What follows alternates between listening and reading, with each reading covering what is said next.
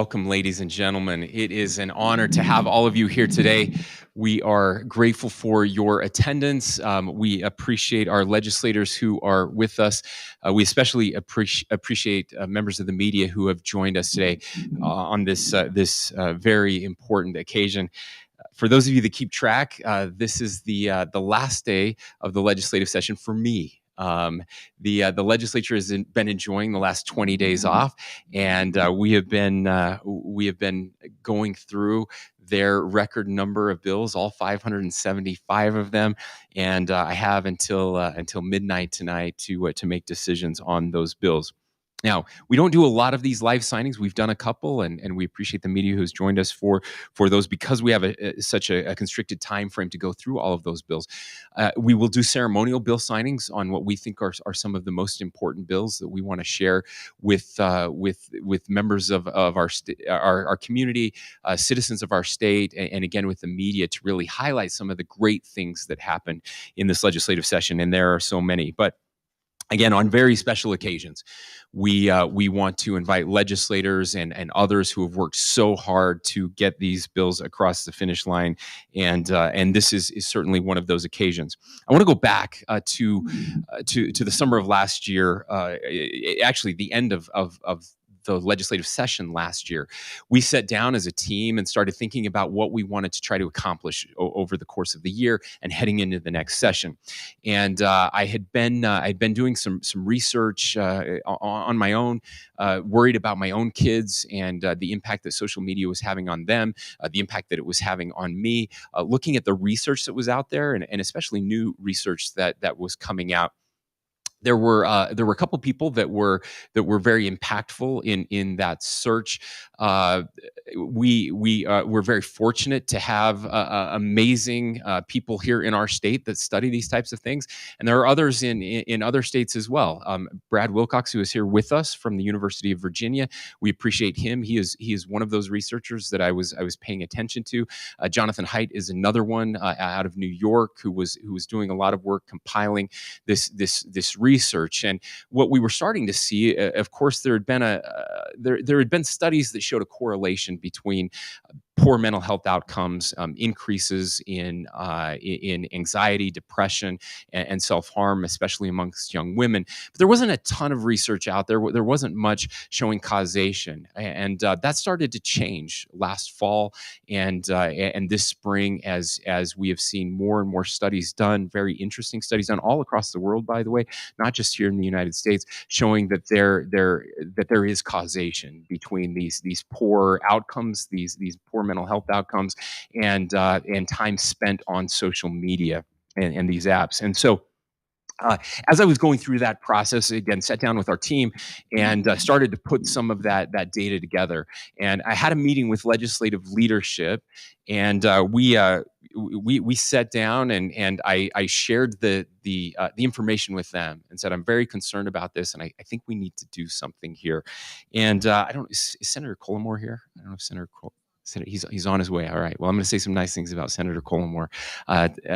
We usually only do that to legislators when they're in the room, but in this case, I'll say it when they're out of the room. No, in all sincerity, he came up to me afterwards and said, "Hey, you are right, and I want to help here." And so that started a conversation with leadership. We actually held a press conference at a school and shared with the education community some of the things that we were working on. I appreciate Amy Winder-Newton, who is here with us today, our new Office of Family, who has been very instrumental in helping to move this forward. And afterwards, we were contacted by Senator McKell, Representative Tusher, who said we're very interested in helping to run these bills as well. And they just took it from there. I'm so proud of the great work that you all were able to accomplish together with your colleagues in the legislature. These are first of their kind bills in the United States, and that's huge that Utah is leading out on this effort. We have lots of states that are interested. I know we're all having conversations with other governors, other legislators in other states. I suspect that you will see lots of bills like these moving forward, and of course, we're working with our federal partners as well. I've said it before. I'll say it again. This is one of those rare areas today where we see broad agreement amongst both Republicans and Democrats. When Congressman Chris Stewart, who represents Utah, is working on this issue, and President Biden is working on this issue, and they're aligned, working together. And so we remain very optimistic that we will be able to pass, not just here in the state of Utah, but across the country, legislation that significantly changes the relationship of our children with these very destructive social media apps. I've said too much already, but I would like to invite up to the stage my colleagues from the legislature to talk about their bills and about this process before we get to the live signing.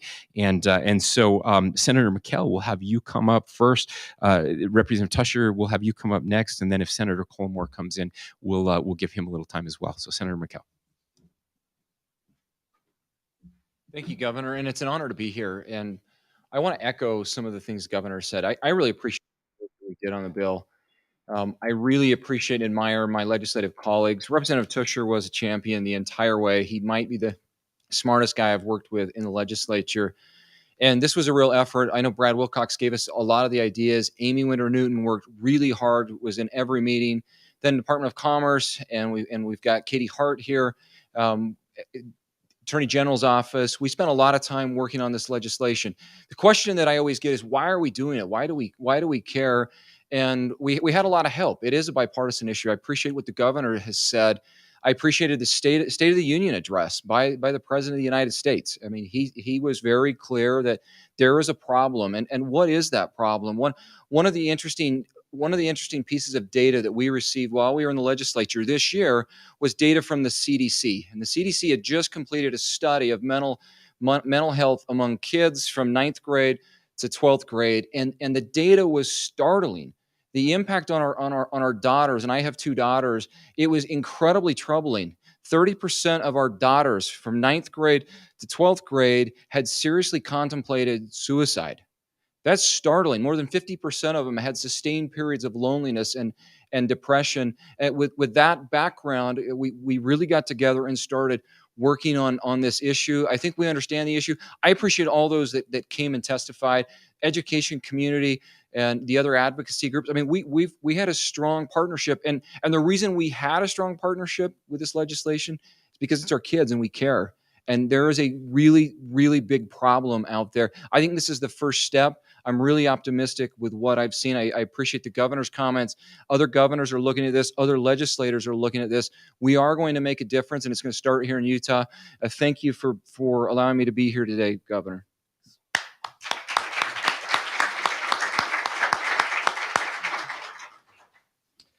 Well, this is a historic day, and I didn't quite know how historic it was until earlier this week. I was at the J. Reuben Clark Law School at BYU, and one of the second-year law school students came up to me and they said, House Bill 311 is on our final exam. We have to analyze all of the constitutionality of the bill. And anyway, it really just showed to me how important the actions that we were taking up here. It is historic how we were able to get through such strong bills in this state. And that would not have happened without the strong leadership of our governor, Spencer Cox, from the House, Speaker Wilson, and from the Senate, President Adams, who continued to walk in lockstep with us throughout the entire process. And when we started to think through ideas over the summer, how are we going to accomplish this? What are we going to do? Here's things on the table, and we came up with it. I don't think any of us thought that we would get as far as we did in this session. We thought this would be a multi-year effort, a little bit here, a little bit there, but because of the great leadership that we had in the state across all the branches of government, we were able to get it to the finish line. I do want to say that though this is a first in the nation bill, I have to give props to Ed Howard, who's here from the Children Advocacy Institute from the University of San Diego, who helped with similar legislation that was in California that we looked at and considered and incorporated in parts of the bill, and other legislators across the country and our own federal delegation that continues to push the issue. We hope that this is just the first step in many bills that we'll see across the nation and hopefully taken on by the federal government. One last thing I'll mention is that we believe that these bills are not the solution in and of themselves.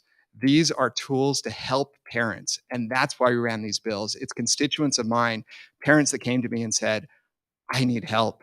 I can't do it on my own. There isn't enough help out there. The algorithms are too smart. These companies are too incentivized to try to take advantage of my kids.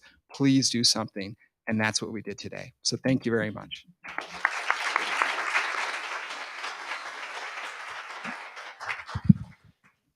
All right. Thanks to both of you for, again, for sponsoring these pieces of legislation, for your hard work, for bringing people together and getting them across the finish line. What we will do is we will start with House Bill 311 and invite you, anybody else you want to come with you to please come up here, and we'll get these signed. We have the official copy, and then we have 2 ceremonial copies, one for each bill sponsor. So let's start with HB 311. And any legislators that are here can come up. Any advocacy groups. Amy, why don't you join us if you don't mind? Professor, we'd love to have you as well.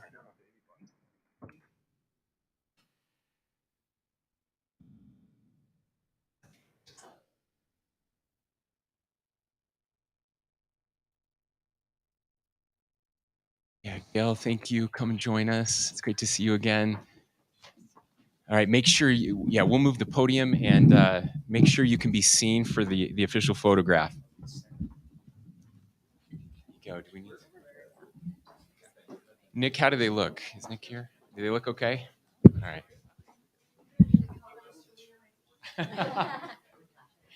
Too many blues together. Are we okay? All right. You're radio. Okay, so again, I mentioned we'll go ahead and sign the original bill, and then I will sign 2 ceremonial copies. There's a lot of awkward silence during this, so just talk amongst yourselves. So let's take a picture of the official one. Yeah.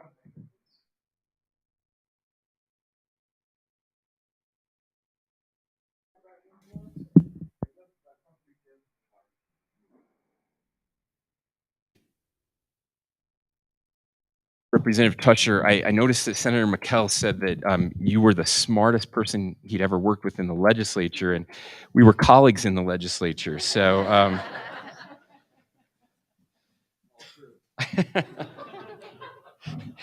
no lies detected, right, brother-in-law?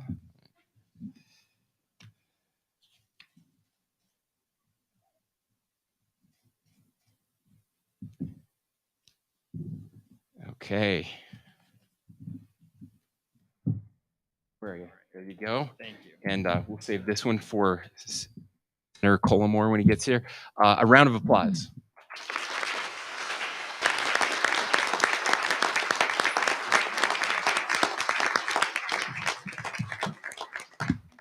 Okay, we'll go ahead and move on to Senate Bill 152.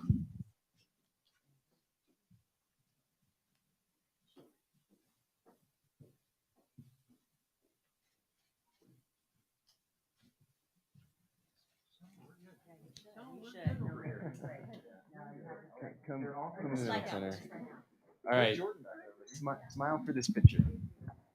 Yeah, come get in. Here we go.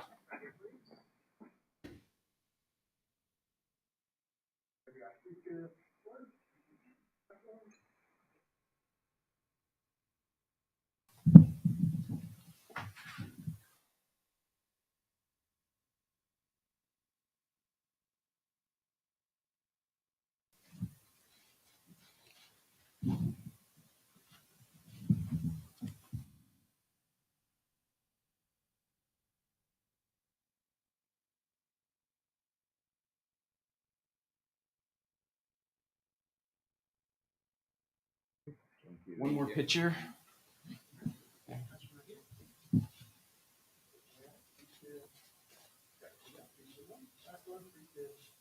All right. Round of applause. Congratulations.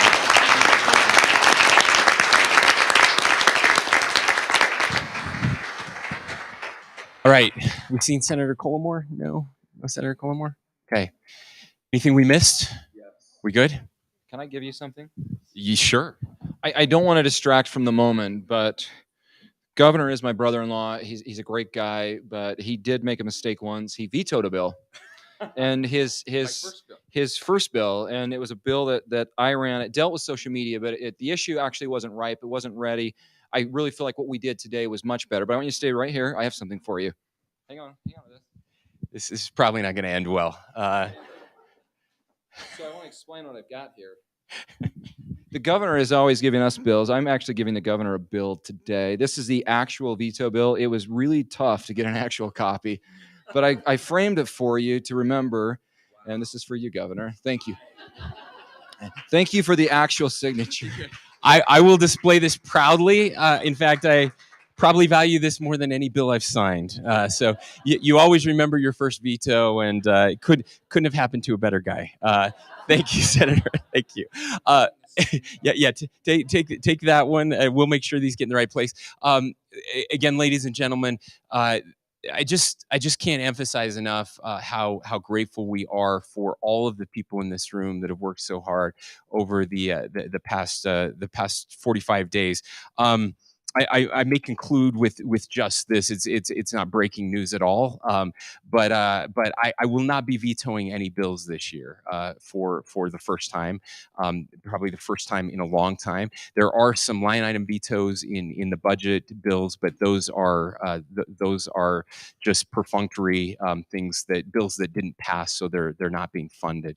There's a reason for that. The reason is that we worked so closely together, the executive branch and the legislative branch this year. We did go back and look. We actually had 38 bills on our potential veto list, and 30 of them did not pass, and 8 of them were changed substantially in the process to where we could sign them. And I think that is a good sign. It's a sign that again, we are willing to work close together. When we have problems, we try to work those out where we can.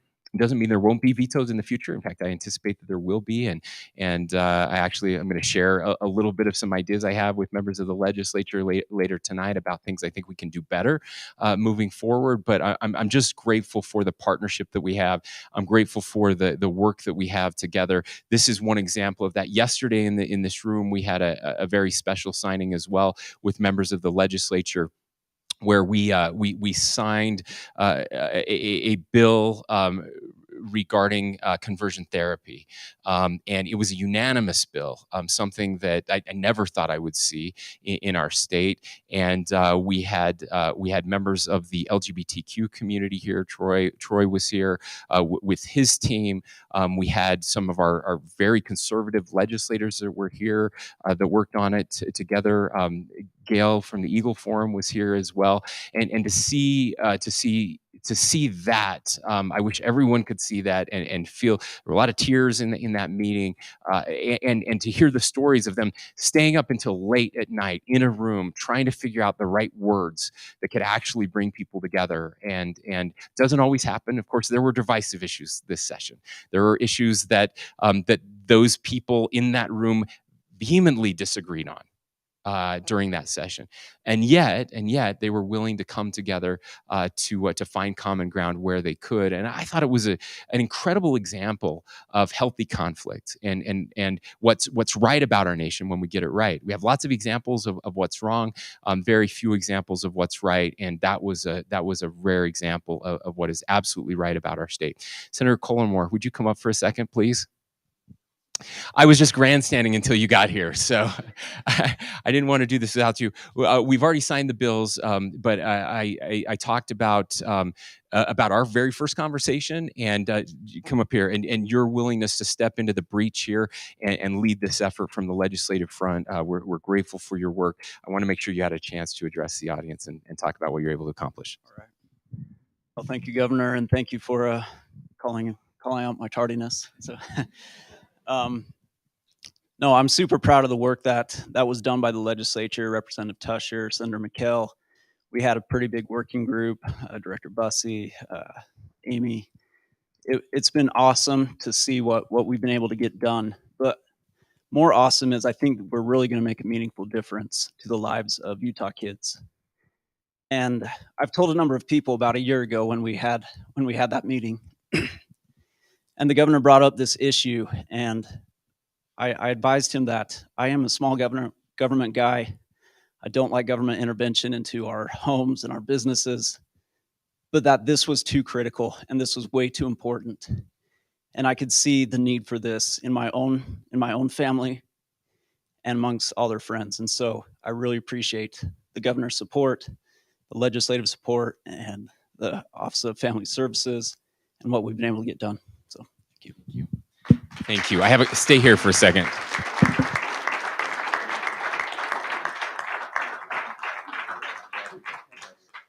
All right. That concludes this. Yeah, we'll have you come back up, and we'll have everybody come back up for one last picture, and then I think our legislators will be available for comment to the media as well. So come on up, and we'll get another picture with you, Senator.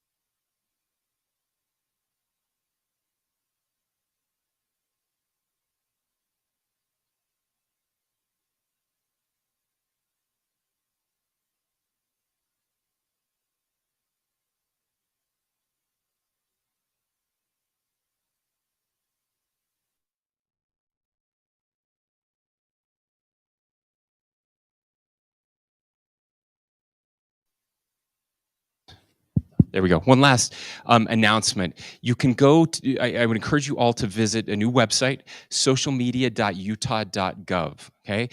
On this new website, socialmedia.utah.gov, make sure I have that right. You can actually see the bills. There are resources there available. You can file a complaint there. So many resources to help families, and there will be more coming as we move this effort along. So socialmedia.utah.gov. Again, thanks to everyone who was involved. We appreciate your efforts. Thank you.